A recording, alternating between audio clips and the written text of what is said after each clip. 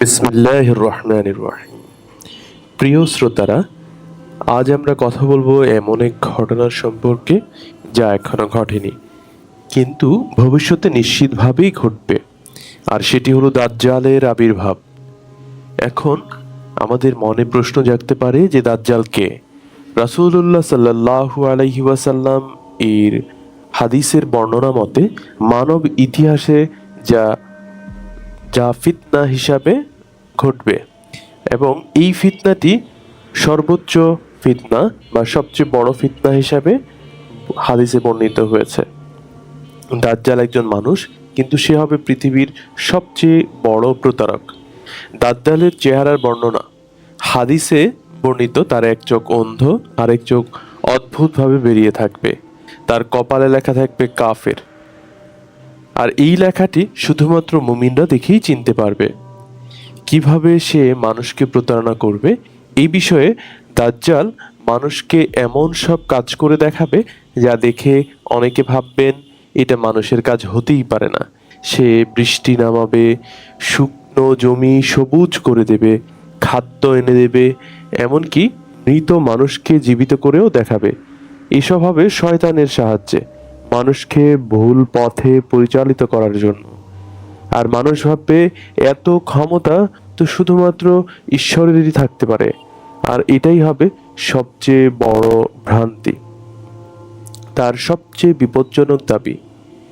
একসময় দাজ্জাল বলবে, আমি তোমাদের রব, আমি তোমাদের উপকারী। এই কথা শুনে যাদের ঈমান দুর্বল, যারা নামাজ পড়ে না, যারা দুনিয়ার মোহে ডুবে থাকে, তারা তার অনুসারী হয়ে যাবে। মুমিনরা কেন বেঁচে যাবে? যারা নিয়মিত নামাজ পড়ে, কোরআন পড়ে, হারাম থেকে দূরে থাকে, আল্লাহ তাআলাকে ভালোবাসেন, তারা বুঝে যাবে যে এই ব্যক্তি প্রতারক ছাড়া আর কিছুই নয়। রাসূলুল্লাহ সাল্লাল্লাহু আলাইহি ওয়াসাল্লাম বলেছেন, যে ব্যক্তি সূরা কাহাফের প্রথম 10 আয়াত মুখস্থ রাখবে, সে দাজ্জালের ফিতনা থেকে নিরাপদ থাকবে। দাজ্জাল কোথা থেকে আসবে? হাদিসে বলা আছে দাজ্জালের আবির্ভাব হবে খোরাসান অঞ্চল থেকে, আর তার অনুসারী হবে ইয়াহুদি, নাস্তিক এবং দুর্বল মুসলিমরা। দাজ্জালের পরাজয় সম্পর্কে যদি আমরা বর্ণনা করতে যাই, এই বিষয়ে বলা আছে পৃথিবীতে 40 দিন বিপর্যয় ছড়ানোর পর আল্লাহ তাআলার হুকুমে পৃথিবীতে অবতরণ করবেন হযরত ঈসা আলাইহিস সালাম। ঈসা আলাইহিস সালাম দাজ্জালকে হত্যা করবেন এবং ইসরায়েলের লুদ নামক স্থানে।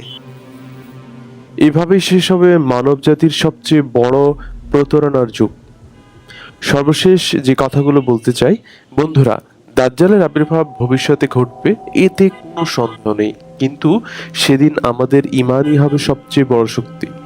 আজ থেকেই আসুন আমরা নামাজ ঠিক করি, কোরআন শরীফ সঠিকভাবে সহিশুদ্ধভাবে পড়া শিখি, তাছাড়া সূরা কাহাফ মুখস্থ করি, হারাম থেকে বেঁচে চলি, কারণ যখন ফিতনা শুরু হবে কেউ তখন প্রস্তুতি নেওয়ার সুযোগ পাবেন না। আমাদের এই গল্পটি যদি ভালো লেগে থাকে, আমাদের চ্যানেলটি সাবস্ক্রাইব করার অনুরোধ রইল। আরও ইসলামিক গল্প পেতে নোটিফিকেশন বেল আইকনটি অন করে রাখুন। আপনাদের সাবস্ক্রিপশন এবং ভালো লাগাই কিন্তু আমাদের পরবর্তী গল্পগুলো তৈরি করা, ভিডিও মেক করার একটা অনুপ্রেরণা। ধন্যবাদ সবাইকে। আসসালামু আলাইকুম ওয়া রাহমাতুল্লাহ। সবাই ভালো থাকবেন।